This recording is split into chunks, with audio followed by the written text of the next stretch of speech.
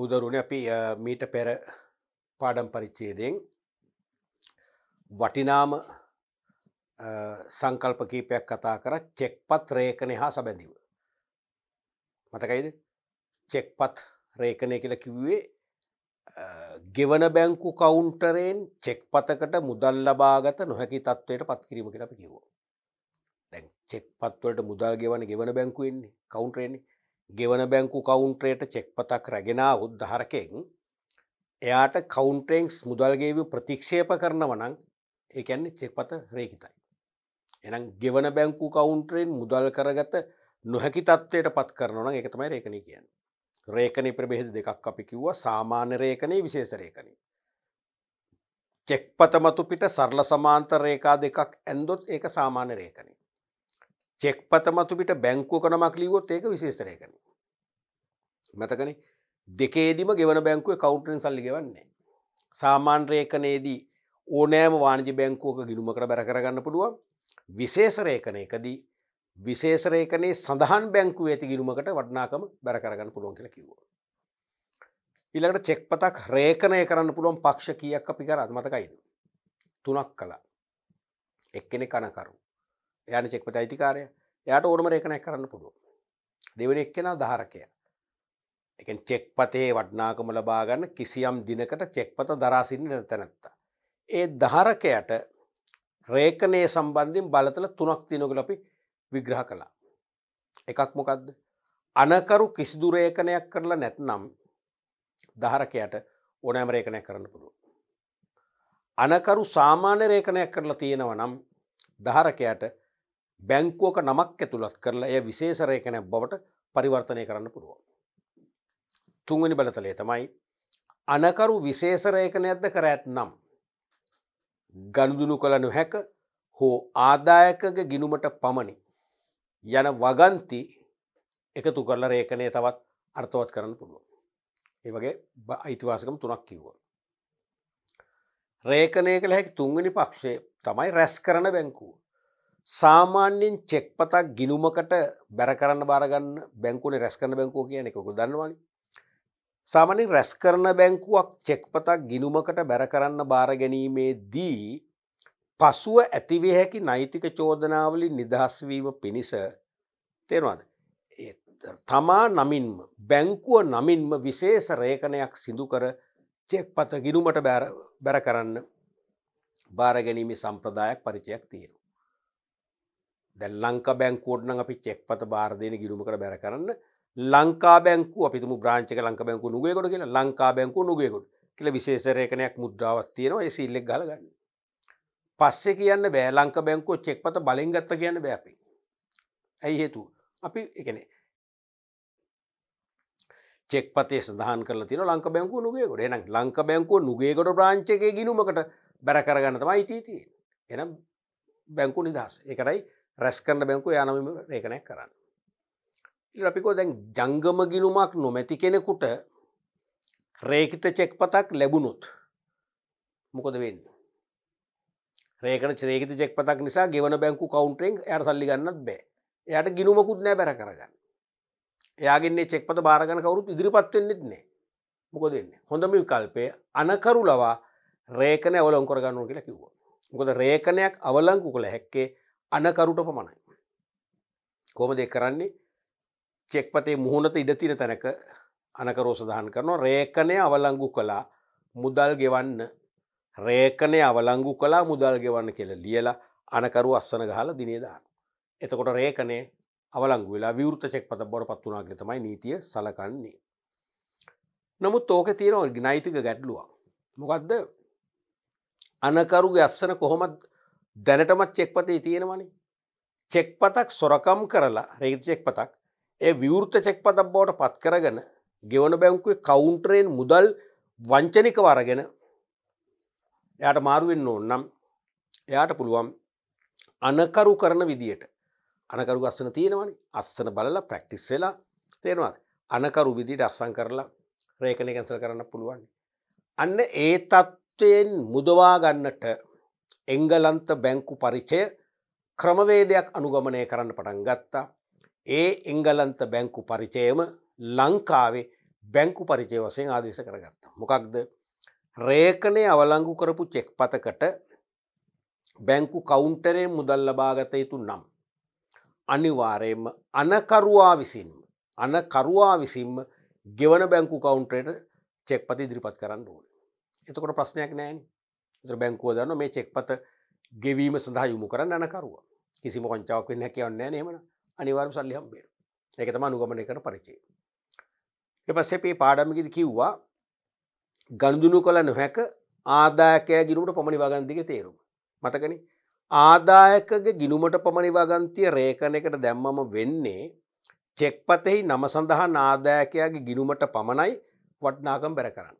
නම සඳහන් ආදායකගේ ගිණුමට පමණක් වටිනාකම බැර කරන්න කියලා රැස් කරන බැංකුවට උපදේශයක් තමයි දෙන්නේ.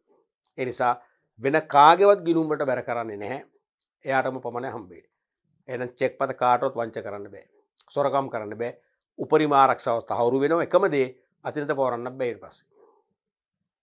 අනික ගනුදෙනු කළ නොහැක not negotiable කියන එක. ඒක අතිනත පවරන්න පුළුවන්. ඒකේ තියෙන වෙනම කතන්දරයක්. මොකද්ද? චෙක් පත පවරන්නාට ඇති අයිතියට වඩා වැඩි අයිතියක් පැවරුම් ලාභියාට නොලැබෙන බව තමයි එකකින් කියවෙන්නේ. ගම්‍යමාන වෙන්නේ. චෙක් පත පවරන්නාට ඇති අයිතියට වඩා වැඩි අයිතියක් පැවරුම් ලාභියාට හිමි නොවන බව. ඒක තවත් අපි විනිවිද භාවයෙන් යුතුව පෙන්වුවොත් විශ්ලේෂණය කරොත් ඒ කියන්නේ චෙක් පත පවරන්නාට ඇත්තේ පිරිසිදු අයිතියක් නම් පැවරුම් ලාභියාට පිරිසිදු අයිතියක් හිමි වෙන බව. චෙක් පත පවරන්නාට ඇත්තේ සොර අයිතියක් නම් පැවරුම් ලාභියාට හිමි වන්නේ සොර අයිතියක් බව.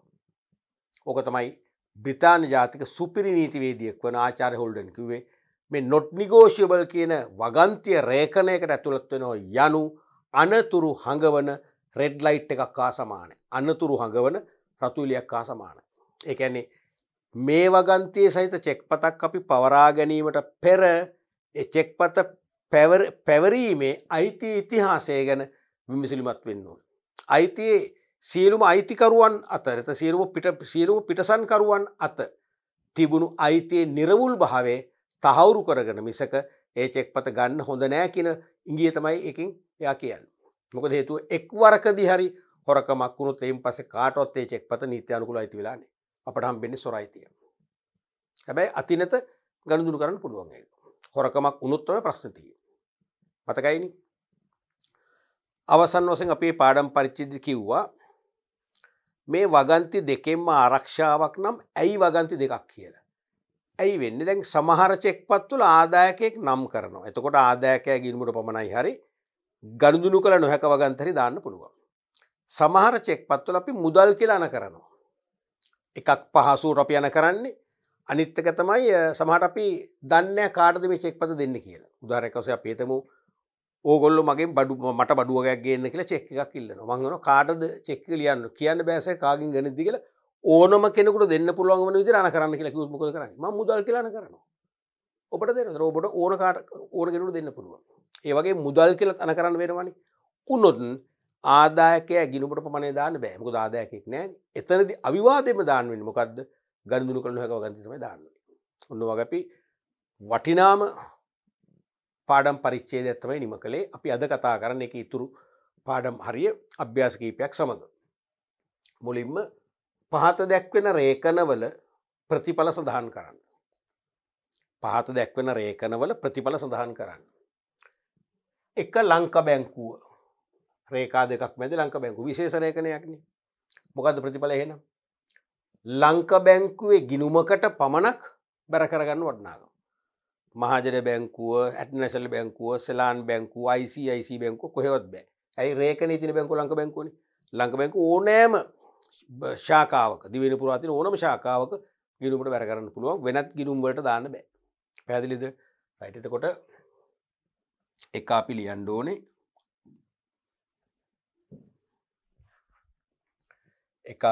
ඕනේ ලංකා බැංකුවේ ඇති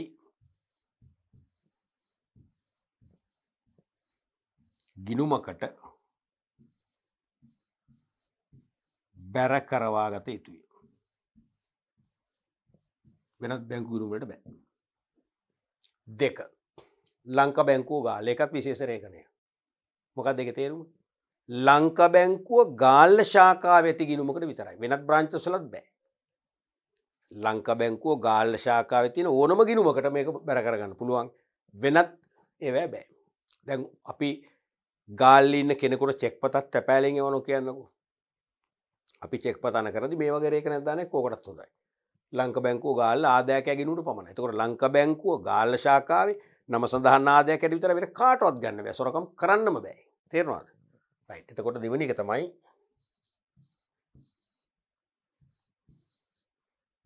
ලංකා බැංකුව ගාල්ල ශාඛාවේ ඇති ගිණුමකට ඕනම ගිණුමකට ඒ කියන්නේ නම් කර කෙනෙක් නැහැනේ ඕනම කෙනෙක් ගිණුමකට දාන්න පුළුවන්. නම් කරත් ප්‍රශ්නයක් නැහැ. අපි නිමල් කියලා නම් කරයි කියලා නිමල්ටත් පුළුවන් වෙන කාට හරි ගිණුමකට දාන්න පුළුවන්. ඇති ගිණුමකට බැර කරවා ගත යුතු බව. තුන්වෙනි එක ලංක බැංකුව ආදායකගේ ගිණුමට පමණයි.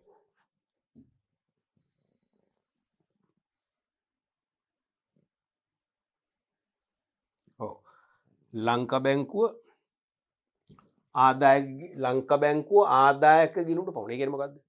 ලංක බැංකුවේ ඕනම ශාඛාවක නම සඳහන් ආදායකයා ගිණුමට. නම අපි හිතමු ගජබා පිටිගල කියලා. ආදායකයා නම් කරලා තියෙන්නේ. එහෙනම් ගජබා පිටිගල නමින් ලංක බැංකුව ඕනම බ්‍රාන්ච් එකක ගිණුමක් තියෙනවා නම් ඒ ඕනම බ්‍රාන්ච් එකක ගිණුමට වටිනාකම බැර කරන්න පුළුවන්. තේරුණාද? මොකද ශාඛාවක් නම් කළා නැහැනේ. එහෙනම් තුන්වෙනි එකේ එන්න ඕනේ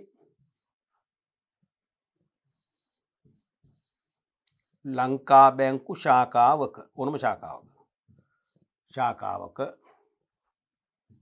අදාළ ආදායකගේ ගිණුමකට ගිණුම් කීපයක් තියෙනකොට ගිණුමකට බැර කරවා ගත යුතුය.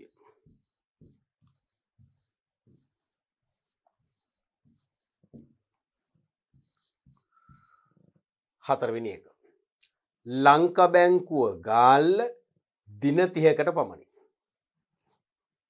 මොකක්ද ඒකේ තේරුම? ලංක බැංකුව ගාල්ල ශාඛාවේ ඇති ගිණුමකට නම් කරලා නැහැ නේ ගිණුමකට දාගන්න පුළුවන්. ඕනම කෙනෙක් ගිණුමකට.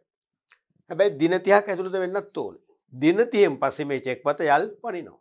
වළංගු කාලේ දින 30යි. එච්චරයි. තේරුණාද? එතන දාන්න ඕනේ දින 30ක් තුල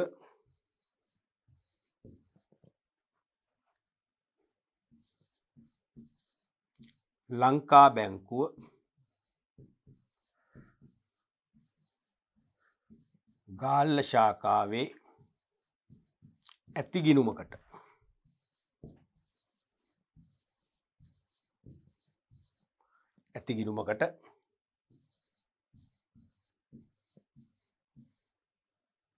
බැර කරවා ගත යුතුයි.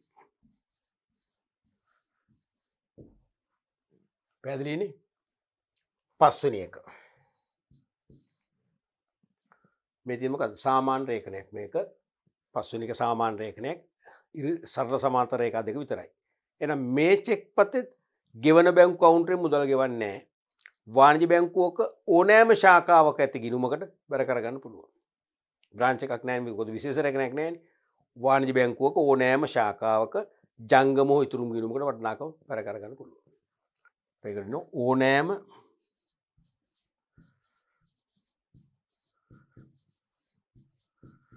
වාණිජ්‍ය බැංකු ශාඛාවක ඇති ජංගම හෝ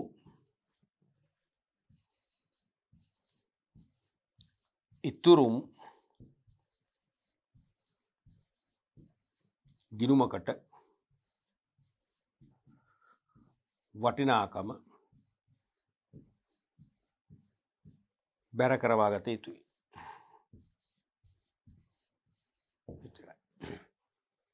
ඕක තමයි රේඛන පහේ ස්වභාවය. දැන් පුළුවන් නේද ඕනම එකක් ලියන්න වගේ. මතකනේ මම නැවත මතක් කරනවා. දැන් ආදායකගේ ගිණුමට පමණි කියලා නිකම්ම ඉරි දෙකක් නැතුව හෝ බැංකුවක නමක් නැතුව ලියුවොත් ඒක වැරදි. ඒක රේඛනයක් නෙවෙයි. රේඛනයක් කියලා පිළිගන්න නම් එක්කෝ මේ වගන්තියන් වල සාමාන්‍ය රේඛනයත් එක්කලා මේ වගේ.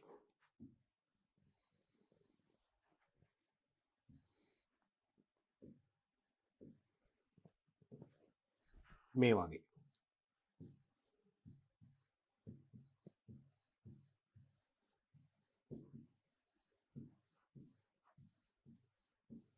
ආදායකගේ ගිණුමට පමණි. දෙවැනි එක ආදායකගේ ගිණුමට පමණි. ඉරි දෙක මැද්දේ. තුන්වෙනි එක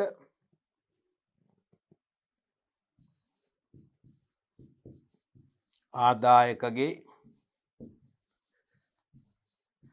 ගිණුමට පමණි. ලංකා බැංකුව.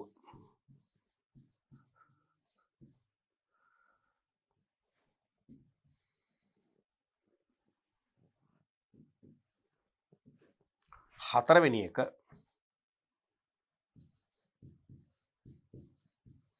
ආදායකගේ ගිණුමට පමණි. ලංකා බැංකුව. ඉරි දෙක මැද්දේ. තවත් තුන කියමු.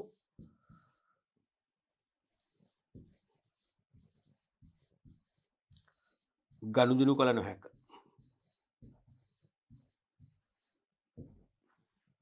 මොකද කියන්නේ? පළවෙනි එක වැරදි.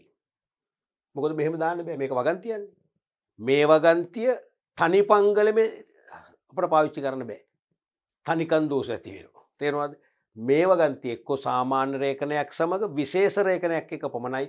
මේ වගන්තියත් මේ ගනුදෙනු කළ වගන්තියත් දෙකම පාවිච්චි කරනවා. මේ දෙකම තනිකන් දෝෂ තියෙනවා. තේරෙනවද?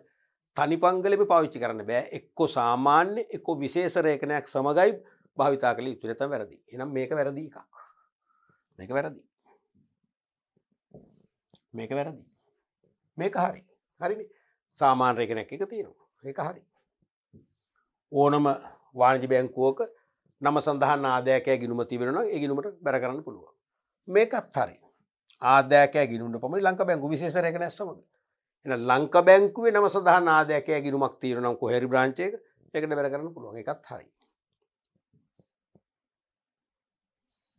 ඉරි දෙකක් නැතුනට ප්‍රශ්නයක් නැහැ. මොකද බැංකුව තියෙනවනේ විශේෂ රේඛන. හරි ඉරි දෙක නැහැ.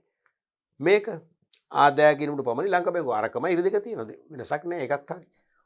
ඕනම ලංකා බැංකුවක ඇති ශාඛාවක ආදායකයා ගිණුමට වටිනාකම බැර කරන්න පුළුවන්. පස්වෙනි එක නැවත වැරදි. හේතුව සාමාන්‍ය හෝ විශේෂ රේඛනයක් තොරවනේ මේ කියන්නේ. එහෙනම් තනිකන් දෝෂ ඇති වෙනවා. එහෙම පාවිච්චි කරන මේකත් වැරදි. ඔච්චරයි. පැහැදිලිනේ? රයිට්. අපි ඊළඟට යමු. දෙවෙනි එක. ආදායකගේ ගිණුමට පමණි කවුන්ට් පේ ඔන්ලි. යනුවෙන් සාමාන්‍ය හෝ විශේෂ රේඛනයක් තුලට අන්න. එක්කෝ සාමාන්‍ය නැත්තම් විශේෂ රේඛනයක් තුලට පදයක් ඇතුළත් කළ හැක. හරි.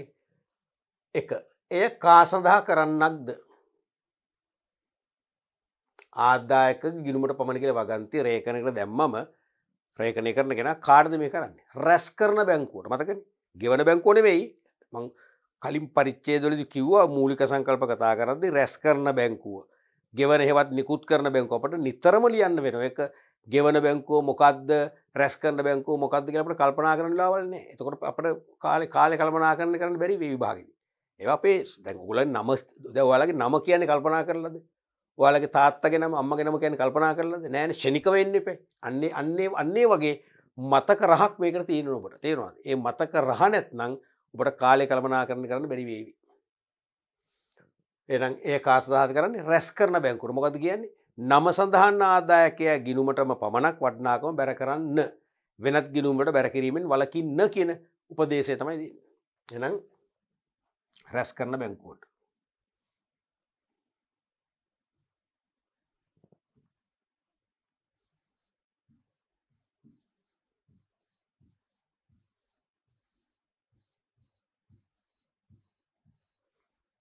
එවිට ඇතිවන වගකීම කුමක්ද? මොකද්ද වගකීම? රැස් කරන බැංකුවට නෙමෙයි උපදේශ දෙන්නේ. මොකද්ද වගකීම? එහෙනම් නම සඳහන් ආදායකයාගේ ගිණුමටම පමණක් වටිනාකම බැර කිරීම තමයි බැංකුවට තියෙන එකම එක වගකීම වෙන්නේ. වෙනත් වගකීමක් නැහැ. වෙන කොහෙවත් ගිණුමට බැර කරන්න බෑ. එහෙනම්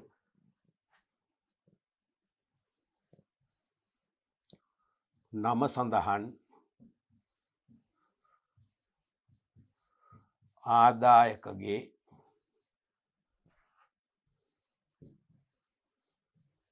ගිණුමකට ජංගම විතර කිරීමේ ගිණුමකට පමණක් අපි වේට් එක වැඩි කරනවා. පමණක් අගය බැර කළ යුතුයි. ඔක තමයි වගකීම. රේඛනය කරන්නාගේ අරමුණ කුමක්ද? දැන් රේඛනය කරන්නේ මම කියලා මං හිතා ගන්න. ඔබ හිතා ගන්න ඔබ කියන. රේඛනය කරන්නේ මම. නම් මොකද්ද මගේ අරමුණ? මගේ අරමුණ තමයි අතිනත ගනුදෙනු කිරීමට ඇති ඉඩ වළක්වලා නැත්නම් අතිනත ගනුදෙනු කිරීම වළක්වාලමින් උපරිම ආරක්ෂාව දීම. ඇයි? ආදායකගේ ගිණුමට පමණි දැම්මම නම සඳහන් ආදායකගේ ගිණුමකට විතරයි වාණිජ බැංකුවක් වටිනාකම බැර කරන්නේ.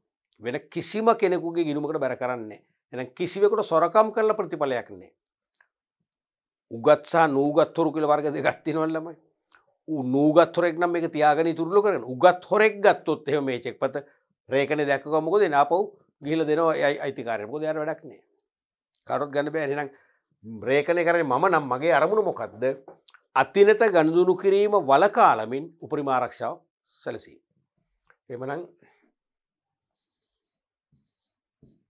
අතිනත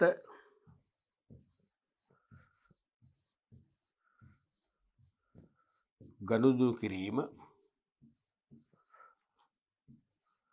වළකාලමින්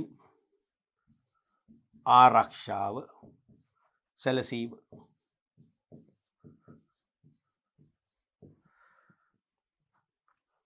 පැහැදිලිනේ? රයිට්.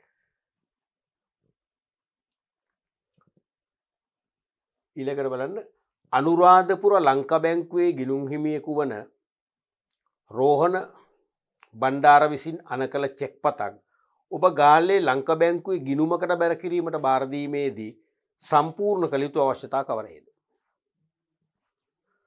අනුරාධපුර ලංකා බැංකුවේ ගිණුම් හිමියෙක් තමයි රෝහණ බණ්ඩාර. එයා තමයි අනකලේ චෙක් පත. එයා අන කරපු චෙක් පත ඔබේ account එක තියෙන ගාල්ල ලංකා බැංකුවේ. ගාල්ල ලංකා බැංකුවේ ඔබේ ගිණුමට බැර කරන්න බාර දෙනකොට සම්පූර්ණ කළ යුතු නැත්නම් ඔබ ඉටු කළ යුතු අවශ්‍යතා කීයක් තියෙනවද? අවශ්‍යතා දෙකයි මූලිකව තියෙන්නේ. එකක් මොකක්ද? එකක් තමයි චෙක් තැන්පතු තුණ්ඩුවක් සම්පූර්ණ කරන්න ඕනේ. චෙක් ඩිපොසිට් ස්ලිප් එකක් මතකද? ඒකේ තියෙනවා වෙනම ආකෘතියක් ඔයගොල්ලෝ දැකලා ඇති. දිනේ දාන තැන දිනේ දානවා. අපේ චෙක් පත මොන බැංකුවේද? ලංකා බැංකුවේ චෙක් පතන් නිසා ලංකා බැංකුව කියලා දානවා. චෙක් පතේ අංකේ දානවා. චෙක් පතේ වටිනාකම දානවා. හරිද? අපේ ගිණුම් අංකේ දානවා. ගාල්ලේ තියෙන අපේ ගිණුම් අංකේ දානවා. අස්සම් කරනවා බාර දෙනවා. ඒකත් එක දුන්නම තමයි ගිණුමට බැර කරන්නේ. අපි චෙක් ඩිපොසිට් මැෂින් දැන් තියෙනවානේ. ඒ කියන්නේ කවුන්ටරේට පොලිමේ ඉන්නේ නැතුව ඩිපොසිට් මැෂින් එක දැම්මත් අපට අනිවාර්යයෙන්ම ස්ලිප් එකක් පුරවන්න වෙනවා. හරිනේ. ඒ ස්ලිප් එකත් අපි මුලින්ම චෙක් ඩිපොසිට් ස්ලිප් එකට ඉන්සර්ට් කරලා අදාළ බටන් එක ප්‍රෙස් කරාම ලිවර් එක ප්‍රෙස් කරාම අනිවාර්යයෙන්ම චෙක් පතයගේ ඒකට සටහන් වෙනවා. ඊට පස්සේ තමයි චෙක් එක ඒ බොක්ස් එකට දාන්නේ. නැත්තම් කවුන්ටරේ බාර දෙන්නේ. එහෙනම් ඒ පළවෙනි දේ තමයි චෙක් ඩිපොසිට් ස්ලිප් එක සම්පූර්ණ කරලා බාර දෙන්න ඕනේ. දෙවැනි එක තමයි චෙක් පත අපි පිටසන් කරන්න ඕනේ. චෙක් පත පිටසන් කරන්න ඕනේ. මොකද ගිණුමකට බැර කරන්න බාර දෙද්දිත් රේඛිත චෙක් පතක් නිසා. විවෘත චෙක් පතක් නම් ගිණුමට බැර කරන්නේ නැහැ නේ බොහෝ වෙලාවට. පුළුවන්. නමුත් බොහෝ වෙලාවට කරන්නේ නැහැ නේ එහෙම. විවෘත චෙක් පතක් නම් ගෙවන බැංකුවේ කවුන්ටරෙන් අපි සල්ලි ඉල්ලනවා. එහෙනම් විවෘත චෙක් පතක් නම් ගෙවන බැංකුවේ කවුන්ටරෙන් මුදල් ලබා ගැනීමේදී පිටසන් කරලා බාර දෙන්න ඕනේ. කියන්නේ අනිත් පැත්තේ අපේ නම ලියලා සන්තකේ බැංකුවට බාර දෙන්න. ඒතර තමයි බැංකුවට අයිති වෙන්නේ. මුලින්ම චෙක් පත අපි බැංකුවට අයිති කර දෙන්න. හිමි කර දුන්නොත් තමයි සල්ලි හම්බෙන්නේ. රේඛිත චෙක් පතක් නම් අපේ ගිණුමට රැස් කරන්න බාර දෙනකොට ඒත් එහෙමයි චෙක් පතේ අයිතිය බැංකුවට හිමි කර දෙන්න ඕනේ. කොහොමද? පිටසන තුලින්. එතකොට තමයි ගිණුමට බැර කරන්න බාර ගන්න. එන අවශ්‍යතා දෙකයි. මතකනේ? පළවෙනි එක තමයි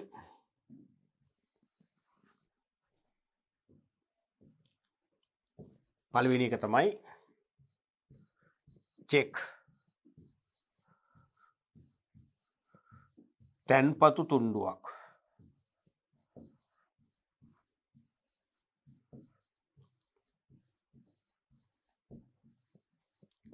සම්පූර්ණ කර බාර දීම. දෙවැනි එක තමයි ධාරකයා.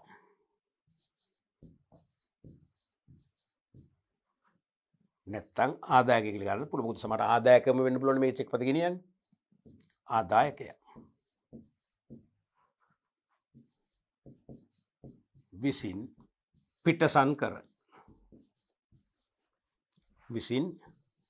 පිටසන් කර බැංකුවට බාර දීම. එතරයි.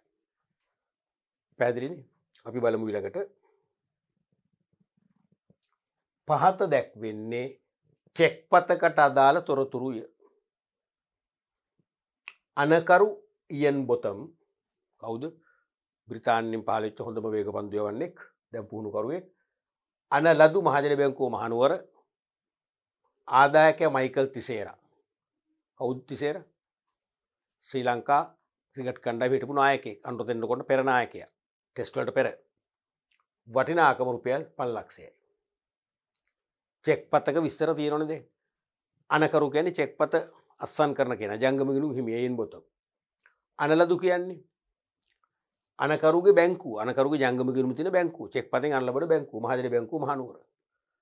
ආදායකයා මයිකල් තිසේරා. ඒ කියන්නේ චෙක් පතේ වටිනාකම ලබා ගන්න නම් කරන කෙනා තමයි ආදායකයා මයිකල් තිසේරා. ලක්ෂ 5ක චෙක් එක.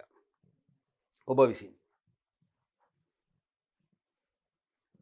රේඛිත චෙක් පතක ආදර්ශයක් ලියා දක්වන්න. රේඛිත චෙක් පතක ආදර්ශයක් ලියා දක්වන්න. ආදර්ශයක් ලියා දක්වන්න කියන්නේ මොකද්ද? චෙක් පතක් අඳින්න කියන එකද අඳින්න නැතුව විස්තර කරන්න කියන එකද? කොහොමද හිතෙන්නේ?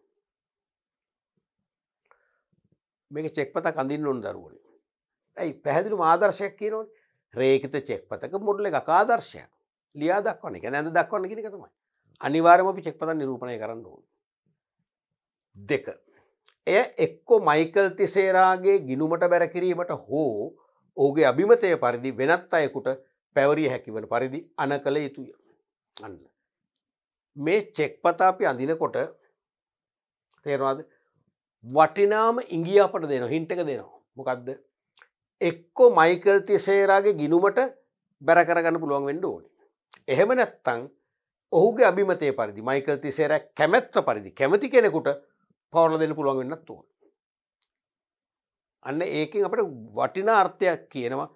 චෙක් පත නිරූපණය කිරීමට අවශ්‍ය වටපිටාව සම්පූර්ණ පසුබිම හෙළිදරව් කරන මෙන්න මේ මගේ.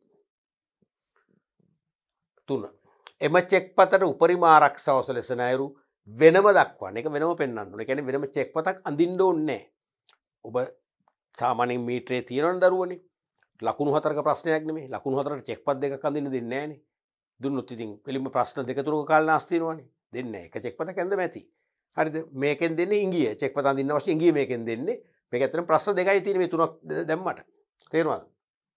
මොකද මුලින් කියන චෙක් පතක් අඳින්න කියලා ඒකට අවශ්‍ය හින්ට් එක තමයි මේ දෙන්නේ. ඊළඟට තුන්වෙනි එකෙන් අහනවා මේ චෙක් පතට උපරිම ආරක්ෂාව සැලසෙන අයුරු වෙනම දක්වන්න. ඒක දෙවෙනි ප්‍රශ්න වශයෙන් තමයි කරන්නේ. ප්‍රශ්න දෙක ඇත්තටම තියෙන්නේ. මොකද කියන්නේ? මේ මොකද්ද මේ ගැටලුව? මේක විභාග ගැටලුව. 1996 හෝ 97 වර්ෂයේදී ආපු ගැටලුව. එන් පස්සේ මේ වගේ ගැටලුවක් ආවෙ නැහැ. හොඳම ගැටලුවක්. ඒ අවුරුද්දේ ළමයි ඇඬුවා. අපිත් එක්ක කියලා ඇඬුවා සර් මේ චෙක් පත අපිට කිසිම අවබෝධයක් තිබුණේ නැහැ කියලා. නමුත් මේක බොහොම සරලම ප්‍රශ්නයක්. මෙත එදා මෙදා තුර උසස් පෙළ ව්‍යාපරද්දින ප්‍රශ්නපත්‍ර ඉතිහාසය ආපු චෙක් පතක් ඇඳීම සම්බන්ධයෙන් ආපු අමාරුම ගැටලුව වශයෙන් ළමයි කතාබහට ලක්වෙච්ච ළමයි අතර කතාබහට ලක්වෙච්ච ගැටලුවක්. නමුත් මම කියනවා එදා මෙදා තුර චෙක් පතක් නිරූපණය කිරීම සම්බන්ධයෙන් මතුවෙච්ච ගැටලුවලදී පහසුම ගැටලුව මේකයි. තේරුම් නොගැනීම නිසා තමයි අපි අපහසුම ගැටලුව කියලා කිව්වේ. බලමු මොකද්ද කියලා මේ කියන්නේ. රේඛිත චෙක් පතක ආදර්ශයක් ලියා දක්වන්න.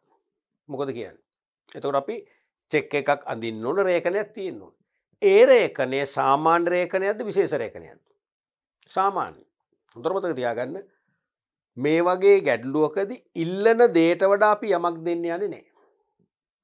ඉල්ලන දේට වඩා යමක් දෙන්න යන්නේ නැහැ. අපි කරන ලොකුම මෝඩ වැඩක් තමයි ඉල්ලනවට වඩා අපි දේවල් පෙන්වන්න යන පිළිතුරු තුලින් වැඩක් නැහැ. ඉල්ලන දේ තමයි දෙන්නේ. විශේෂයෙන්ම චෙක් පතෙන් අපි පිළිබිඹු කරන්න ඕනේ ඉල්ලන දේ පමණයි. නොඉල්ලන දේ පිළිබිඹු කිරීමෙන් ලකුණු අඩු කරගන්න එපා. අනිවාර්යයෙන්ම අඩු වෙනවා. තේරුණාද? රේඛිත චෙක් පතක් කොහොමද අදහස් කරන්නේ? සාමාන්‍ය රේඛනයක් ඇති. විශේෂ රේඛන මොකුත් ලියන්න එපා. තේරුණාද? රයිට්. බලමුකෝ අපි ඇදලා මේක අමාරුද කියලා. ප්‍රශ්නේ මතකයි දැන් ස්ලයිඩ් එක හැපැත්තට යනවනේ ප්‍රශ්නේ. මේ වගේ එකක් අපි ඇඳමු සරලව.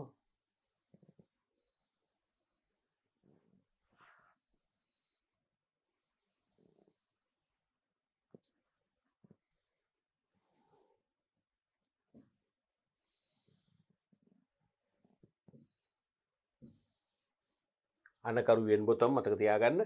අනලදු මහජන බැංකුව ගැන යාගේ ජංගම ගිණුම තියෙන මහජන බැංකුව මහනුවර ආදායකය මයිකල් තිසර ලක්ෂ 5යි right හරි. එතකොට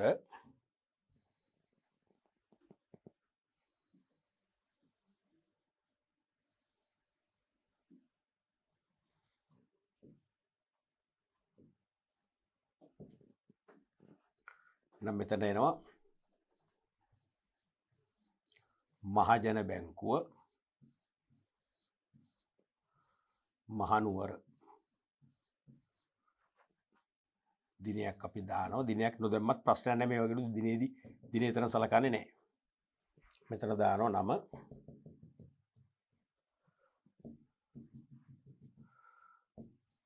හෝ රැගෙන එන්නාට කියලා මම කෙටියෙන් දාන්නම්. රුපියල්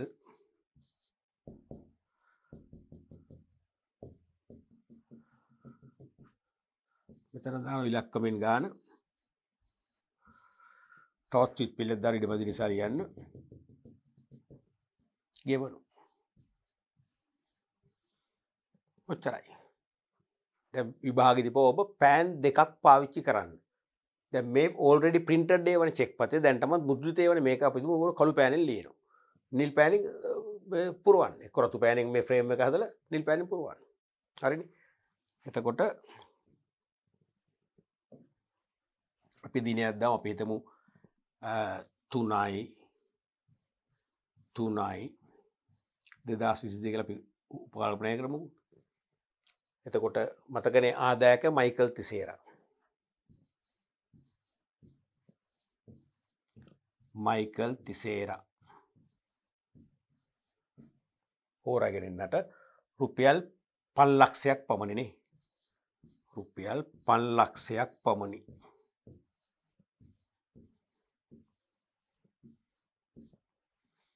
මෙතන දානවා 5 ලක්ෂයක්. සාමාන්‍ය මේ 5 ලක්ෂ දානකොට මේ රුපියල් ළඟින්ම පටන් ගන්නවා. හරි මෙහෙට වුණොත් මෙතන තව ඉලක්කම් දාලා මේක විකෘති කරන්න පුළුවන් කාට හරි. මෙතනත් එහෙමයි. රුපියල් ළඟින්ම 5 ලක්ෂ. මෙහෙ වෙන්න දැම්මොත් මෙහෙන් තව දාන්න පුළුවන්. වෙන වෙන වචනද තේරෙනවද? මෙතන නයිරක් ගැහුවා. කවුද අනකරෝ ඉයන් බොතම්. එහෙනම් ඉයන් බොතම් කියලා අස්සන් කරා.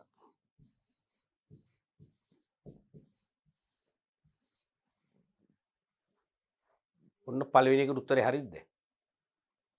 හරිද වැරදිද?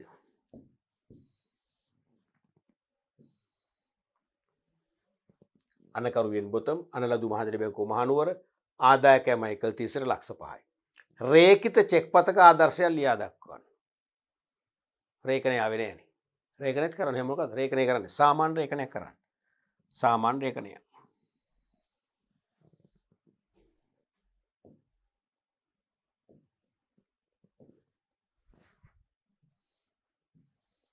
සාමාන්‍ය රේඛනය.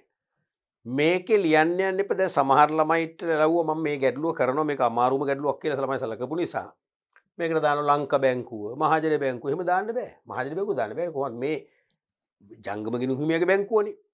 එතකොට මයිකල් තිසේරගේ මේ බැංකුවම ගිණුමක් තියෙනවා කියලා කියද්දි දීලා නෑ වෙන බැංකුවනේ අනිවාර්යෙන් තියෙන්නේ. එහෙනම් මේක දාන්න බෑ කොහොමද?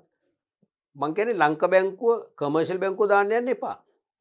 හේතුව තමයි අර දෙවෙනි කතන්දරේ. එය එක්කෝ මයිකල් තිසේරාගේ ගිණුමට බැර කිරීමට හෝ මයිකල් තිසේරාගේම ගිණුමට දාගන්න. හෝ ඔහුගේ කැමැත්ත පරිදි අභිමතය පරිදි වෙනත් අයෙකුට පවරන්න පුළුවන් වෙන විදියට.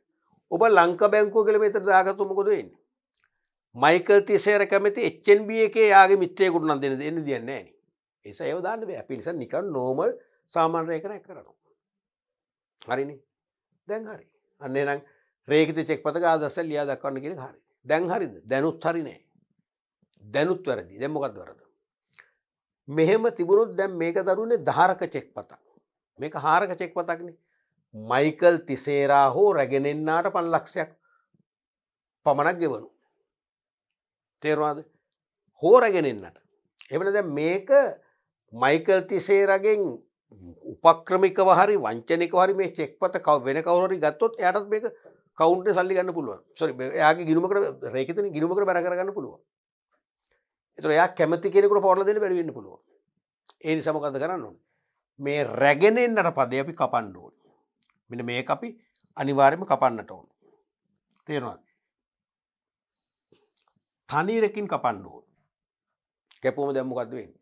දැන් තේරුම මයිකල් තිසේරා හෝ විධානයට රුපියල් 5 ලක්ෂයක් පමණි ගෙවනු. දැන් මේක විධාන වුණා. ඉස්සෙල්ලා හාරක වෙනත් කෙනෙකුට අරගෙන ගිණුමට බර කරගන්න පුළුවන්. තේරුණාද? නමුත් දැන් එනම් කියනවා එක්ක මයිකල් තිසේරා ගිණුමට දාගන්න පුළුවන්. මයිකල් තිසේරා හෝ විධානයට. නැතනොමට. හෝ එහෙම නැත්නම් එයාගේ අභිමතයේ පරිදි වෙනත් අය එයාගේ කැමති කෙනෙකුට පවරලා දෙන්න පුළුවන්. ඒ හේතුව මොකද?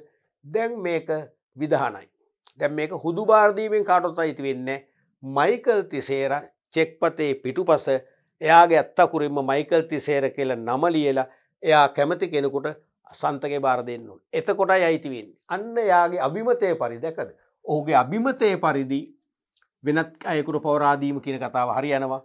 මෙන්න මේ කතන්දරේ මගින්. ඔන්න කතන්දරේ. බලන්න එක ඉරයි. මේ ඉරෙන් තමයි මේ ගැඩ්ලුව තනිකරම කන පිට පෙරලගන්න පුළුවන් වෙන්නේ. මේ ඉර කෑල්ල නැත්තම් ලකුණු දෙකක් නෑ ඔයගොල්ලෝ විභාගයට. ලකුණු දෙකක්ම ලැබුණ මේ ඉර කෑල්ලට. ඒ නිකම්ම නිකන් ඉර කෑල්ලක් නෙවෙයි බරසාර අර්ථයක් තියෙන ඉර කෑල්ලක්. තේරුණාද? මොකද ඒකෙන් තමයි හාරක චෙක්පත විධාන චෙක්පතක් බවට අපි කන්වර්ට් කරන්නේ.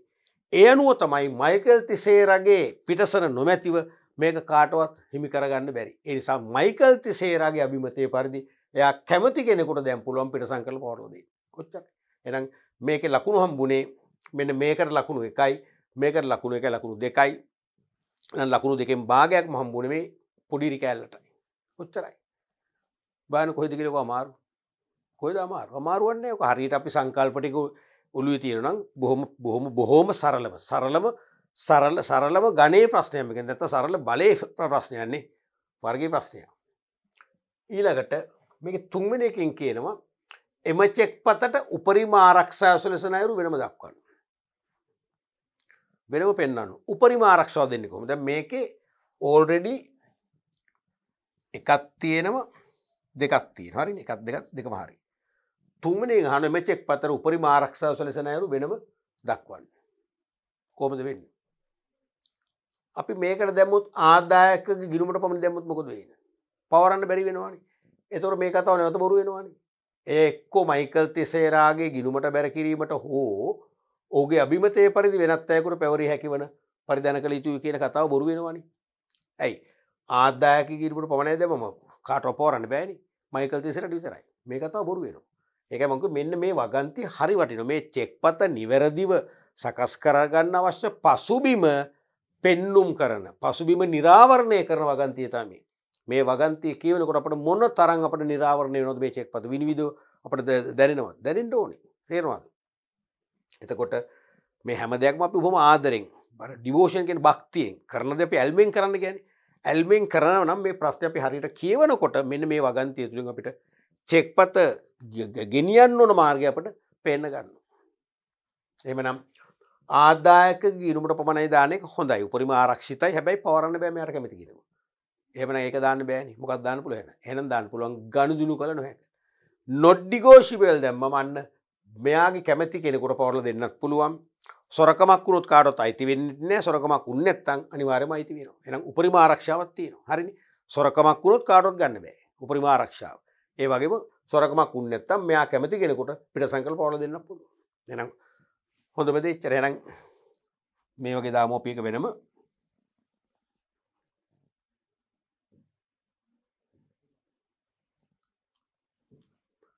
තුන්වෙනි එක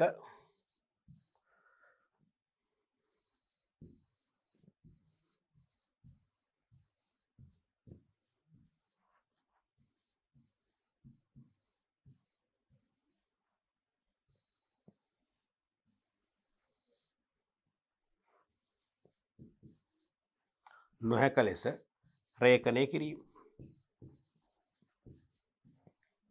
එච්චරයි. නොහැක ලෙස රේඛනය කිරීම. චෙක් පතක් එහෙම අඳින්නේ නැහැ මේකට. සමහර ළමයි මේකට චෙක් පතක් අඳිනවා. අපරාධි කාලනාස්ති කරන්න එපා. තේරුම් ගන්න ලකුණු 4යි. මැක්සිමම් වල හම්බෙන්නේ ලකුණු 4යි නේ. ඉතින් ලකුණු 4ට චෙක් පත් දෙකක් අඳින්න දෙන්නේ නැහැ නේ. විනාඩි 10ක් 12ක් යනවා මේ වැඩේට. එච්චරයි. පැහැදිලිද? ඊළඟට මේකේ තව ප්‍රශ්නයක් තිබුණා ඔබට මතක ඇති. 6 වෙනි එක.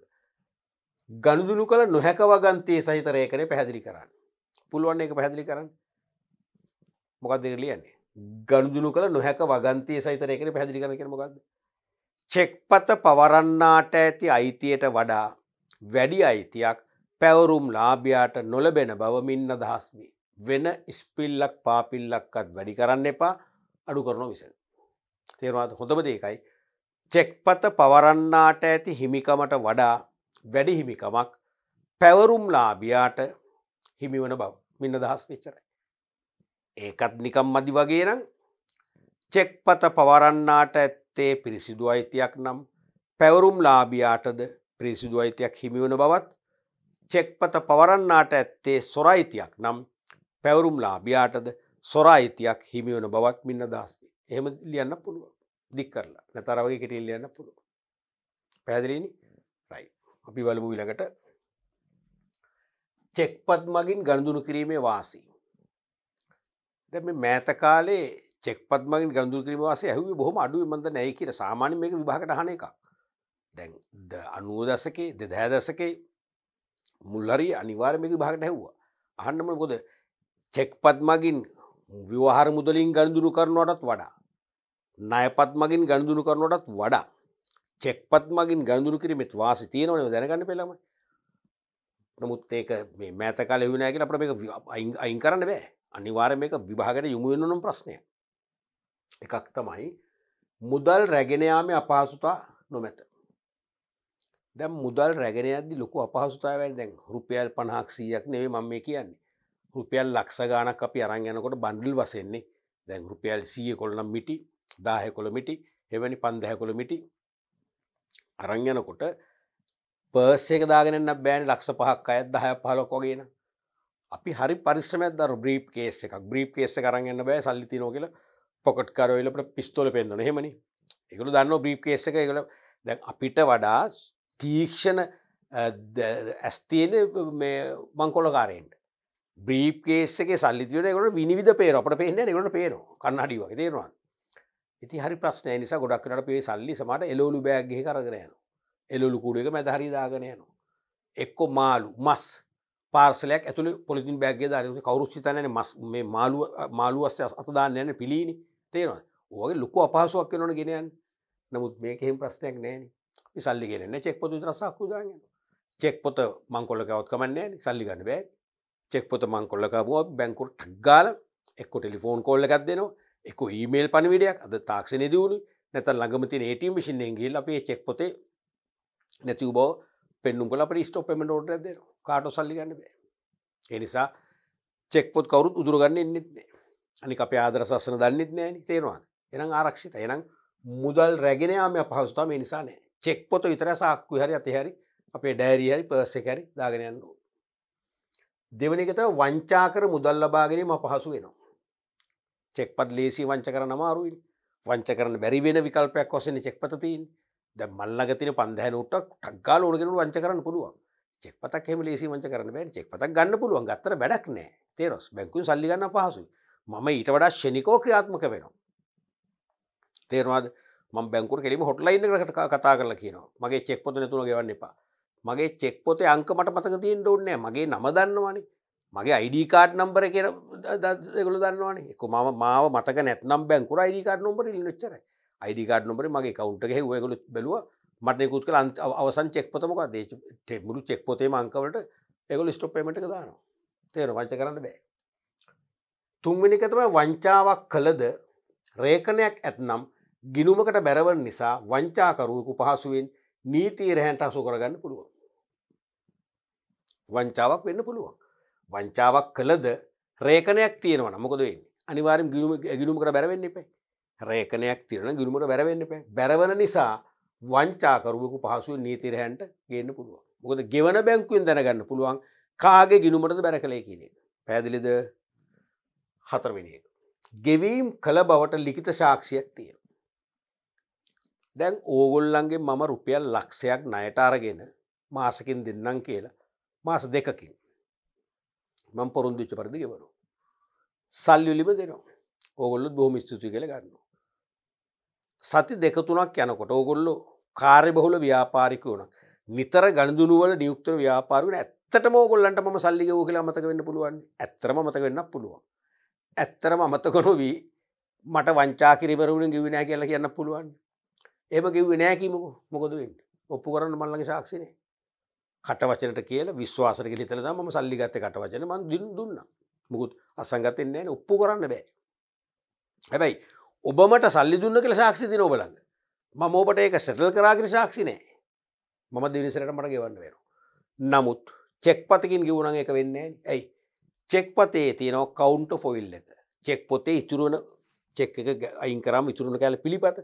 ඒකේ තියෙනවා දිනය, ගෙවපු අගය, චෙක් පතේ අංකය, ඔබේ නම. නම ලියනවනේ. වටිනාකම තියෙනවා. මට පුළුවන් ඒක ඔප්පු කරන්න. උසාවි ගියයි කිමුකෝ. ඔබ කියන්න පුළුවන් නෑ උසාවිය නොමග යවන්න. මේ කියන්නේ මෙයා මේ චෙක් එක ඉරලා විනාශ කරන්නේ නැති ගෙව්වෝ කියලා පෙන්වන්න මගේ විස්තර දාලා ඇති. එහෙමත් තර්කයක් තියෙනවා. ඒකෙත් හරිනේ.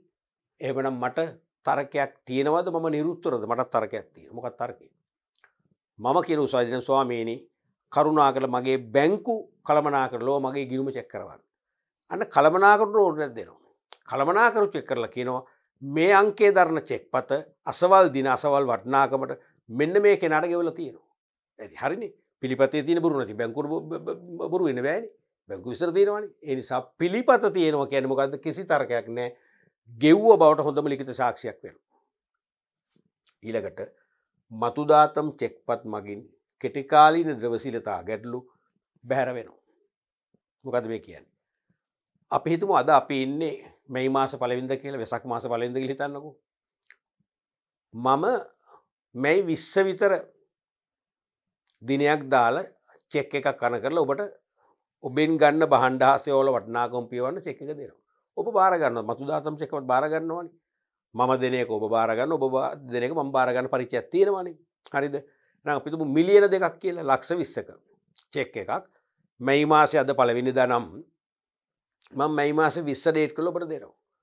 ඔබ මට භාණ්ඩ හාස්‍යව සපයනවා. එහෙනම් මගේ ගණන් හරි. ඔබේ අවශ්‍යතාවත් හරි. හැබැයි ඔබට මේ චෙක් එකට ගෙවන බැංකු කවුන්ටරේ සල්ලි කරගන්න මේ 20 වෙනකන් ඉන්න ඕනේ. ඔබ ඉන්නේ නැහැ. ඔබ ඉන්නේ. ඔබ ඒ වෙනුවට මොකද කරන්නේ? ඔබ ලබා ගන්න භාණ්ඩ හා සේවාවල ඔබෙන් ලබා ගන්න නෑ ඔබ ලබා ගන්න භාණ්ඩ හා සේවාවල ඔබ කාගේ හරි මිලදී ගන්න භාණ්ඩ හා සේවාවල වටිනාකමට හිලව් වෙන්න මේ චෙක් පත වෙන කාට හරි පවර්ලා දෙනවා. ඔහොම අතිනත ගිහිල්ලා 20 වෙනිදාට තියෙන කවුරු අතේද එයා තමයි බැංකුව සල්ලි කරගන්නේ. හරිද? එහෙමනම් බලන්න ඒකෙන් වෙන්නේ දැන් අද ඩේට් අද මැයි පළවෙනිදා නම් අද ඩේට් එක දාලා දුන්නා නම් ඔබ අදම බැංකුවට ගිහිල්ලා සල්ලි ගත්තව මගේ account එකේ සල්ලි අඩු වෙනවනේ. දැන් වෙන්නේ මොකද්ද? 20 වෙනකම් මේ චෙක් එක මගේ account එකේ එන්නේ නැහැ ගෙවීම සඳහා. එහෙනම් මගේ account එකේ තියෙන සල්ලි වෙන වෙන දේවල්ට මට පාවිච්චි කරන්න පුළුවන්. කෙටි කාලීන මූල්‍ය අවශ්‍යතා සපුරා ගැනීමක් වෙනවා. අන්න චෙක්පත් මගින් පමණක් ගණදුරු කිරීමෙන් ලබන්න පුළුවන් වාසියක් තමයි ඒක. පැහැදිලිද? මතුදාතම් චෙක්පත් මගින් කෙටි කාලීන මූල්‍ය අවශ්‍යතා සපුරා ගන්න පුළුවන්. ඊළඟට නිශ්චිත පුද්ගලයෙකු වෙතම නිවැරදිව ගෙවීම් කළ හැකි වේ. මොකද්ද? ආදායකගේ ගිණුමට පමණ වගන්තිය තුලින්. දැන් අපි හිතමු නිමල් සුරවීර කියලා කෙනෙකුට මට සල්ලි වගේක් ගෙවන්න තියෙනවා නම් එයා ඉන්නේ අපි හිතමු වවුනියාවේ කියලා. නැත්නම් එලිෆන්ට් ෆාස්ට් වල කියලා හිතන්නකෝ. අලිමාංකඩ කියලා හිතන්න ඉන්නේ. ඔබ මට මුණ ගැහිච්ච වෙලාවක ඔබේ ඥාතියෙක් නිසා එයා ලියුමක් කරනවා ඔබ අතේ වන්න කියලා සල්ලි චෙක් එකක්. මං චෙක් එක යවනවා. ඔබත් මට විශ්වාසය 50%ක්. 50ක් විශ්වාස නැහැ. තේරෙනවනේ. ඒක ඔබටත් ගන්න බැරි වෙන්න එයාටම පමණක් ගන්න පුළුවන් වෙන්න මං චෙක් එක ඔබ අතරපත් කරන්න කොහොමද? මම එයාගේ නම දාලා චෙක් එක කන කරන වටිනාකම දාලා දානවා වගන්තිය ආදාය ගිණුමට පමණයි. දැන් මොකද වෙන්නේ? ඔබට කොහෙත්ම හොරගම් කරන්න බෑ. ඔබ කැමති වුණත් අකමැති වුණත් මේ චෙක් එක පරිස්සම් කරලා ගිහලා යට බාර දෙන්න වෙනවා. අන්න ඒ වගේ නිශ්චිත පුද්ගලයෙකු වෙතම නිවැරදිව ගෙවීමට නැත්නම් ගෙවීම් ලැබීමට සලස්වන්න පුළුවන්. ආදායකගේ ගිණුමට පමණේ දැම්මේ නැත්නම් මොකද වෙන්නේ?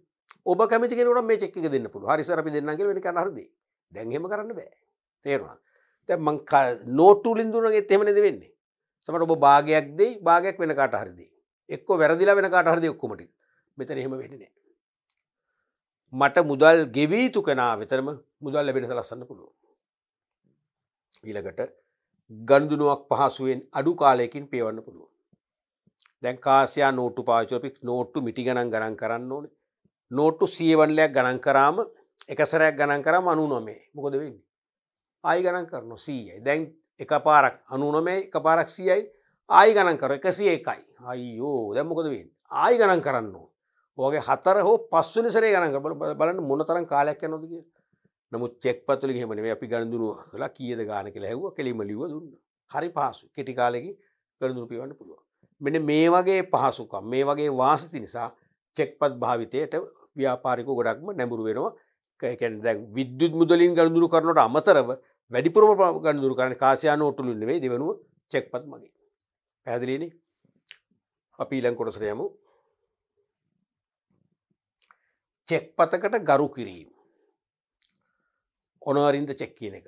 චෙක් පතකට ගරු කිරීම කියන්නේ මොකක්ද?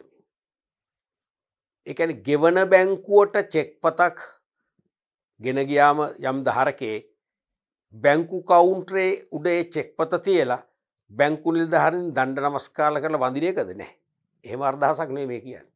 මේ කියන්නේ දරුවනේ ගෙවන බැංකුව වෙත චෙක් පතක් ගෙවීම සඳහා ඉදිරිපත් කරාම මුදල් ගෙවා පියවා දැමීම තමයි ගරු කිරීම කියන්නේ. මුදල් නොගෙවා ප්‍රතික්ෂේප කිරීම නම් මොකද්ද? අගරු කිරීම.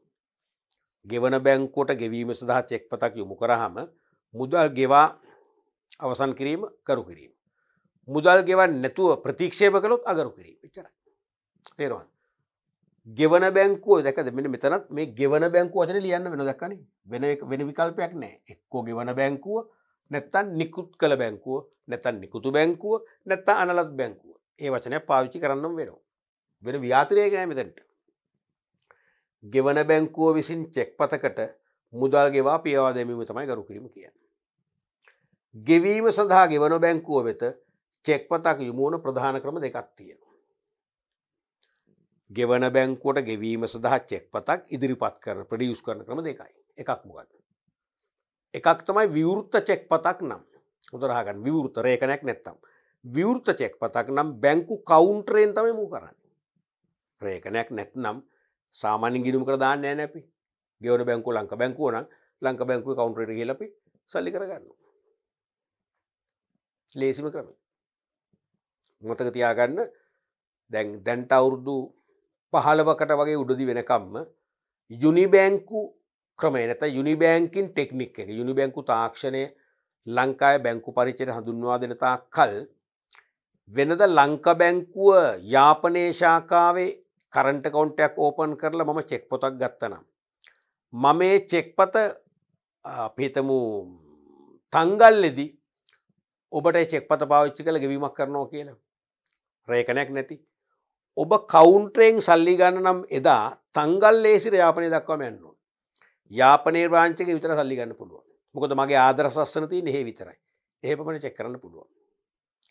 එහෙම නැත්නම් ඔබ තංගල්ලේ ඔබේ බැංකුවට බාර දෙන්න ඕන ගිණුමට රැස් කරන්න කියලා රේඛනයක් කරලා බාර දීලා. ඒක දින 4-5ක් යනවා සල්ලි වෙන්නේ.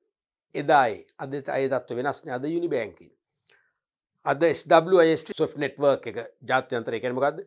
Society for Worldwide Interbank Financial Telecommunication කියන ජාත්‍යන්තර මූල්‍ය සංනිවේදන ජාලය නැත්නම් ජාත්‍යන්තර වශයෙන් බැංකුව අතර මුදල් පැවරුම් කටයුතු පිළිබඳ තොරතුරු ක්ෂණිකව sannivedanaya කරන ජාලය ඔස්සේ සියලුම බැංකු හා ශාඛා ඒකාබද්ධ කරලා තියෙනවා. ඒ නිසා යාපනයේ account එකක් open කරාම ඒ ආදර්ශ සාසන අපි දුමු ලංකා බැංකුව කියලා ලංකා පුරා විසුණු ඕනෑම ලංකා බැංකු ශාඛාවකින් මේ අසන චෙක් කරලා ගෙවීම් කරන්න පුළුවන්. account එක චෙක් කරන්න පුළුවන්. පරිගණකගත කරපු නිසා. තේරුණාද?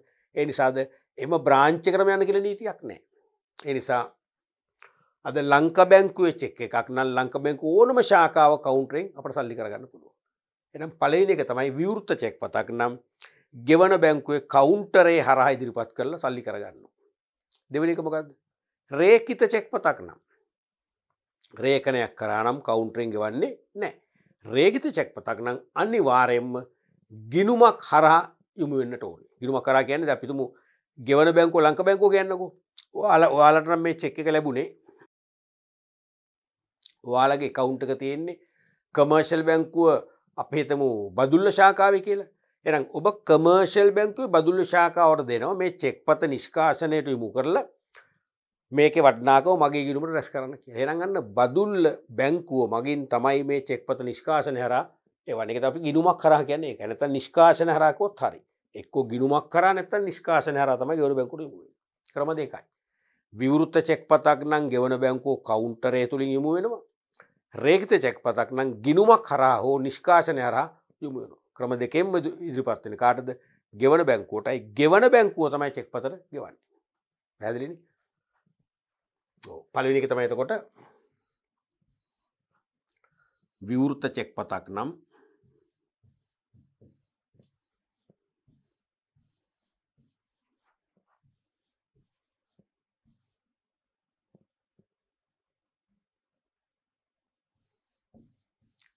ගෙවන බැංකු කවුන්ටරය ගෙවන බැංකු කවුන්ටරය වෙතින් යොමු කිරීම ඕපන් චෙක් එක ගන්න. හොඳ රේඛනයක් නැත්තම්. දෙවැනි එක රේඛිත චෙක් පතක් නම්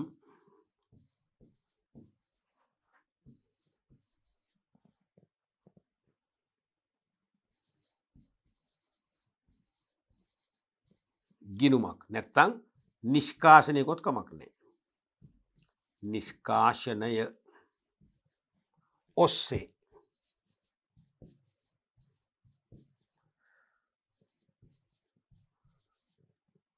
යොමු කරයි. කියන්නේ දැන් ගෙවන බැංකුව ලංකා බැංකුව නුගේගොඩ ශාඛාව කියන්නකෝ. රැස් කරන බැංකුව බදුල්ල මහජන බැංකුව. එහෙනම් බදුල්ල මහජන බැංකුවෙන් ගිණුමක්කට බැර කරන්න බාර දුන්නොත් මහජන බැංකුව මෙහෙට යොමු කරනවා. ඒකයි ගිණුමක් කරා කිව්වේ. කොහොමද එන්නේ? නිෂ්කාශනය හරහා. මොකද චෙක් පතේ ඉමේජ් එක නැත්තම් ඡායාගත පිළිබිඹුව බදුල්ල සේවා මධ්‍යස්ථානට බාර දීලා සේවා මධ්‍යස්ථානෙන් එවනවා නිෂ්කාශනාගාරයට. නිෂ්කාශනාගාරයෙන් ඒක තෝරන රීඩර් සෝට් නැත්තම් කියවන තෝරන මැෂින් එක කරා රීඩ් කරලා එවනවා ලංකා බැංකුවට. එතකොට තමයි ගෙවන්නේ. ඒක තමයි කිව්වේ නිෂ්කාශනය හරහා කිව්වත් කමක් නැහැ. ගිණුමක් කරා කිව්වත් කරනවා. ක්‍රම දෙකෙන්ම ගෙවීම සඳහා ගෙවන බැංකුවටයි චෙක් පත යොමු වෙන්නේ. පැහැදිලිනේ? රයිට්. අපි බලමු ඊළඟ කොටසට. ගෙවන බැංකුව විසින් චෙක් පතකට ගෙවීමට පෙර සලකා බලන සාධක කීපයක් තියෙනවා. ගෙවන බැංකුව ලංකා බැංකුව කියන්නකෝ. එහෙනම් ලංකා බැංකුව තමයි ගෙවන්න ඕනේ. මොකද ලංකා බැංකුවේ තමයි ජංගම ගිණුම තියෙන්නේ. ලංකා බැංකුවට චෙක් පතක් අර වගේ කවුන්ටරෙන් හරි ගිණුමක් කරා හරි යොමු වුණාම ෂණිකව ගෙවීම කරන්නේ නැහැ. ගෙවන්න පුළුවන්ද බැරිද කියලා සාධක කීපයක් සලකලා බලනවා. සාධක සමහර 100 ගණක් වෙන්න පුළුවන්. ඒවා ප්‍රධාන කාණ්ඩ 3කට විග්‍රහ කරනවා. විග්‍රහ කිරීමේ පහසුව තකා. හරිද? එහෙනම් ගෙවන බැංකුවකට චෙක් පතක් ගෙවීම සඳහා යොමු කළාම ගෙවන්න පුළුවන්ද බැරිද කියලා තීන්දුවක් ගන්න සාධක 3ක් සලකනවා. පළවෙනි එක තමයි මතු පිටින් සම්පූර්ණ හා විධිමත් ලෙස අනකෘති ભેද යන්නේ. ගෙවන බැංකුවට චෙක් වතාවම බලනවා ගෙවන්න පුළුවන් වන විදියට මතු පිටින් බැලූ බැල්මට. ඒ කියන්නේ යටිපිටින් නොපෙනෙන දේවල් ගැන හිතන්න බෑ. මතු පිටින් චෙක් පත දිහා බැලුවම සම්පූර්ණ හා විධිමත් ලෙස අනකරලා තියෙනවද? දිනේ තියෙනවද? දිනේ හරිද? අපි තු මෙහෙම දැන් සාමාන්‍යයෙන් අපි අවුරුද්දක්ම දිනේ ලියලා දෙසැම්බර් මාසෙත් අපි ලියනවානේ 12/21 නේ නැත්නම් 5/12/21 25/12/21 30/12/21 31/12/21 ඊට පස්සේ මොකද වෙන්නේ ජනවාරි පළවෙනිදානේ 1/1/22 වෙන්න එපා ලියවෙන්නේ කොහොමද 1/1/21 ඒ අවුරුද්දක් මම 21 කියලා ලියුවේ 22 ලිවෙන්නේ වෙන්නේ නැහැ සමහරලාට මුල් කාලේ මතකයි නේද එහෙම ඉවර දිනවනේ කාටත් අපි මිනිස්සුයෝනේ එහෙම ලියවුනොත් මොකද වෙන්නේ එහෙම ලියුනොත් මොකද වෙන්නේ අපි කෙලින්ම අවුරුද්දක් පරණයි චෙක් එක ඒතකොට චෙක් පතේ යල්පැනලා ස්ටේල් චෙක් යන්නේ ඒතකොට යල්පිනු චෙක් එක ඒ නිසා දිනේ තියෙනවද දිනේ යල්පැන ගිය එකක්ද ආදායකෙක් නම් කරලා තියෙනවද නැත්නම් මුදල් කියලා තියෙනවද දෙක එකක් ඕනේ එක්ක ආදායකෙක් නම් කරන්න ඕනේ එක්ක මුදල් කියලා හිස්තනක් තියන්න බෑ චෙක් පත හරිද අකුරෙන් සහ ඉලක්කමෙන් වටිනාකම සමානව ලියලා තියෙනවද නැත්නම් වෙනස්ද රේඛනයක් තියෙනවද රේඛනේ නිවැරදිද දැන් ආදායකයෙක් නොමැති තැනක දැන් මුදල් කියලා ලියපු චෙක් පතකට ආදායකයා ගිණුමට පමණ කියලා වගන්තිය දාලා රේඛනය කරන්න බෑ ඒක වැරදිනේ අනේ හැම දෙයක්ම බලනවා තේරෙනවද ඒක තමයි පළවෙනි අදහස් කරන්නේ ඒක ලේසියිනේ චෙක් පත මතු පිටින් සම්පූර්ණ හා විධිමත් ලෙස අණ කරලා තියෙනවා අංග සම්පූර්ණ විදියට දෙවෙනි එක ගෙවීමට ප්‍රමාණවත් මුදලක් බැංකු ගිණුමේ තිබේද යන චෙක් පත නිවැරදිව අංග සම්පූර්ණව අණ කරලා තියෙනවා නම් බලනවා දැන් අණකරුගේ ගිණුමේ මේ චෙක් පතර ගෙවන්න ප්‍රමාණවත් සල්ලි තියෙනවද කියලා බලනවා තේරුණාද අපි දුන් චෙක් පතේ වටිනාකම ලක්ෂ 60යි නම් ගිණුමේ තියෙන ලක්ෂ 40ක් නම් ලක්ෂ 20ක් මදීනේ ගෙවන්න බෑනේ එහෙනම්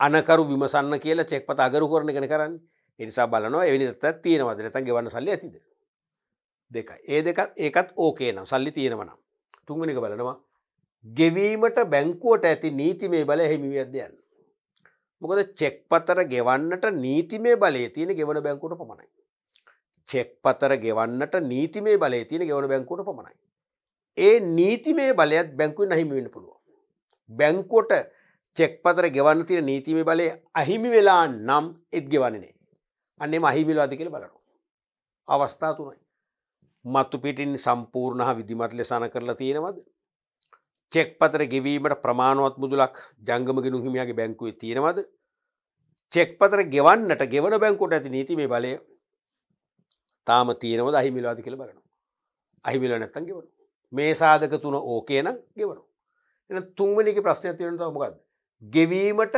බැංකුවට නැත්නම් ගෙවන බැංකුවට හරිද ඇති නීතිමය බලය අහිමි වෙද්දී යන එහෙනම් නීතිමය බලය අවස්ථා තුනකදී ගෙවන බැංකුවෙන් ගිලිහිලා යනවා අවස්ථා තුනකදී ගෙවන බැංකුවෙන් ගිලිහිලා යනවා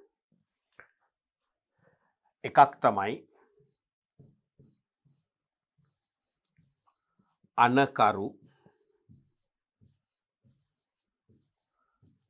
මියගොස් ඇති බව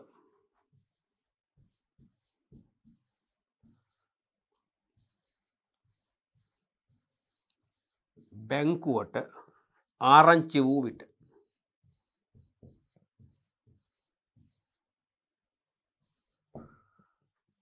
අනකරු චෙක් පත අණ කරාට පස්සේ ඉතින් මැරෙන්නේ මරණ පසන කරන්න බෑනේ නේද අනකරු චෙක් පත අණ කළාට පස්සේ පිටු මිය යනවා ඒ බව බැංකුවට විශ්වාසනීය මාර්ගයකින් ආරංචි වෙනවා එම බැංකුවේම තවත් එවැනි ගිණුම් හිමියෙක් කියනවා අසවලම් මිය ගියා කියලා ඇති මරණ සාතිය කියලා පෙන්වන්න ඕනේ මැරිච්ච මිනිස්සයාගේ බොඩි එක කියලා පෙන්වන්න ඕනෙත් නෑ ඒ වගේ විශ්වාස මාර්ගයකින් ආරංචි වුණොත් බැංකුවට ගිණුම් හිමිය මිය ගියා කියලා ඒ මොහොතේ සිට ගිණුමේ ක්‍රියාකාරීත්වය නවත්වනවා මොකද ගිණුමක් පවත්වගෙන යනවා කියන්නේ මොකක්ද දරුවනේ ගිවිසුමක් ගිණුමක් පවත්වගෙන යනවා කියන්නේ ගිවිසුම් නීතිය වල එක ගිවිසුමක් බැංකුවයි ගිණුම් හිමියයි දැන් ගිණුම් බැංකුව මැරෙන්නේ නැහැනේ ගිණුම් හිමිය මිය ගිහිල්ලා එහෙනම් ගිවිසුමේ දෙපක්ෂයක් ඉන්නවනේ එක පක්ෂයක් මිය ගියා මොකද ගිවිසුමක් බල රහිතයි බල සහිත නැහැ එහෙනම් අනිවාර්යයෙන්ම ගිණුමේ ක්‍රියාකාරීත්වය නවත්තනවා ඒ ගිණුමේ සල්ලි තන්පත් බාර ගන්නෙත් නැහැ ගිණුමෙන් සල්ලි අපෝ ගෙවන්නෙත් නැහැ හරිද එහෙනම් බැංකුවට ගෙවන්න බලයක් නැති වෙනවා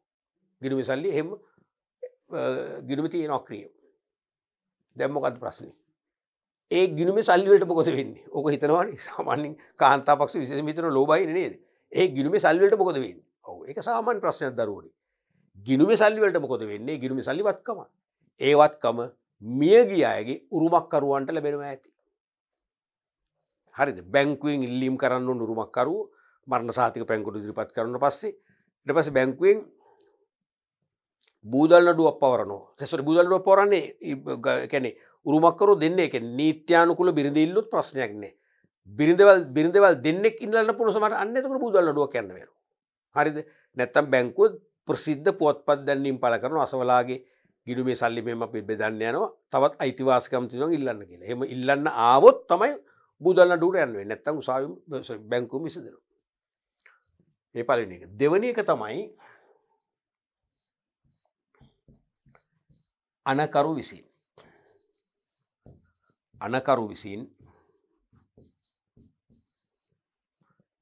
ගෙවීම අත්හිටුවා ඇති විට ඒත් ගෙවීමට තියෙන බලය නැති වෙලා යනවා. දැන් මම අනකරු නම් මම තමයි චෙක් පතෙන් නියෝගය දෙන්නේ මුදල් ගෙවනු කියලා. මටම පුළුවන් එකේ ප්‍රතිනියෝගය දෙන්න. රියෝඩ් එක දෙන්න. මොකද ඒ කියන්නේ? ගෙවන්න එපා කියන්න පුළුවන්. මගේ අයිතිය ඒක. එහෙම කිව්වොත් බැංකුවට බලයක් නැහැ ගෙවන්න. අන්න බැංකුවට ගෙවන්න තියෙන නීතිය බලය අහිමි වෙනවා. රයිට්? තුන්වෙනි එක. තුන්වෙනි එක තමයි පිළිගත් උසාවියක් මගින් ගිණුමේ ක්‍රියාකාරීත්වය අත්හිටුවනවා. අපි කියන්නේ ගානිෂෝඩ් එකක් කියලා. ගානිෂෝඩ් එකක් දෙනවා කියන්නේ ඒකයි. ගිණුමක ක්‍රියාකාරීත්වය නැවත දන්වනතුරු අධිකරණයෙන් නවත්තනවා. එතකොට බැංකුවට බලයක් නැහැ ගිණුම ඔපරේට් කරන්න. ගිණුමට සල්ලි බාර ගන්නෙත් නැහැ. ගිණුමෙන් සල්ලි හර කරලා ගෙවන්නෙත් නැහැ. චෙක් පත්වල ගෙවන්නෙත් නැහැ. එහෙනම්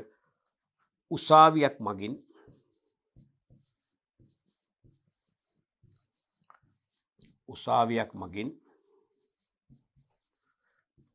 ගිණුමේ ක්‍රියාකාරීත්වය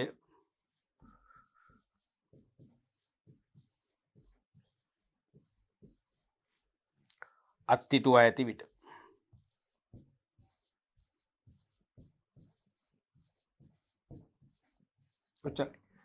මෙන්න මේ අවස්ථා තුනේදී චෙක් පතර ගෙවන්නට ගෙවන බැංකුවට දී නීතිය බලය හිමි වෙලා යනවා. මෙන්න මේ අවස්ථා තුනෙන් එකක් තුනම සලකලා බලලා ගෙවන්න බාධාවක් නැත්නම් ගෙවනවා නැත්නම් නොගෙව අගරු කරනවා. පැහැදිලිනේ? ඔව් දරුවනේ. අපි එතකොට අද දවසේ පාඩම් පරිච්ඡේදයෙන් වැදගත් කාරණා කීපයක්ම කතා කරා. විශේෂයෙන්ම චෙක් පත රේඛනය ගැන, රේඛනයේ ප්‍රභේද ගැන සහ ඒ රේඛනය හා මුසු වෙච්ච අභ්‍යාස කීපයක් අපි කතා කරා. ඊට අමතරව චෙක්පත් ගරු කිරීම ගැන කතා කරා. චෙක්පත් ගරු කිරීම කියන්නේ ගෙවන බැංකුවෙන් චෙක් පතකට මුදල් ගෙවලා අවසන් කරන කතාව කියලා කිව්වා. චෙක්පත් ගරු කිරීම සඳහා ගෙවන බැංකුවට චෙක් පතක් යොමු වෙන ක්‍රම දෙකක් අපි පැහැදිලි කරා. විවෘත චෙක් පතක් නම් ගෙවන බැංකු කවුන්ටරයෙන්, රේඛිත චෙක් පතක් නම් ගිණුමක් හරහා තමයි ගෙවීම සඳහා යොමු කරන්න කියලා කිව්වා. චෙක් පතට ගෙවන බැංකුවට චෙක් පත යොමු කරාම ගෙවීමට පෙර සාධක තුනක් සලකනවා කියලා කිව්වනේ. එකක් තමයි මතු පිටින් සම්පූර්ණ හා විධිමත් ලෙස අන කරලා තියෙනවද කියලා බලනවා. දෙවෙනි එක තමයි චෙක් පතර ගෙවන්නට ප්‍රමාණවත් මුදලක් බැංකු ගිණුමේ තියෙනවද. තුන්වෙනි එක තමයි චෙක් පතර ගෙවීමට ඇති නීතිමය බලය බැංකුවට අහිමි වී ඇද්ද යන්න. අන්න. බැංකුවට ගෙවන්න තියෙන බලය අහිමි වෙන අවස්ථා තුනක් තියෙනවා. එකක් තමයි ගිණුම් හිමියා මිය ගොස් ඇති බව බැංකුවට ආරංචි වුණොත් ගිණුම අක්‍රිය වෙනවා. ගිණුම නවත්තන්න ඕනේ. මොකද ඒකපාර්ශ්වීය ගිවිසුමක් තියෙන්න බෑනේ. ගිණුමක් කියන්නේ ගිවිසුමක්. හරිද?